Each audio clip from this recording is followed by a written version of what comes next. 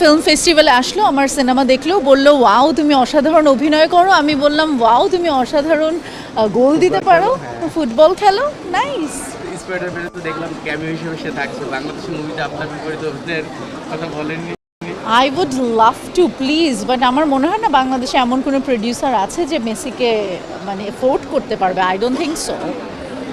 আপু যদি একটু কাজের ব্যস্ততা বললাম, মেসিকে নিয়ে কি বলবো, আমার সাথে ছবি দেখেন নাই মেসির সেলফি? সো ওই তো আমরা রাশিয়ায় ছিলাম একসাথে, আড্ডা দিচ্ছি, হ্যাং আউট করছি।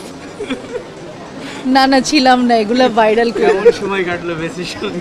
মেসি ফিল্ম ফেস্টিভ্যালে আসলো, আমার সিনেমা দেখলো, বললো ওয়াও তুমি অসাধারণ অভিনয় করো। আমি বললাম ওয়াও তুমি অসাধারণ গোল দিতে পারো, ফুটবল খেলো, নাইস।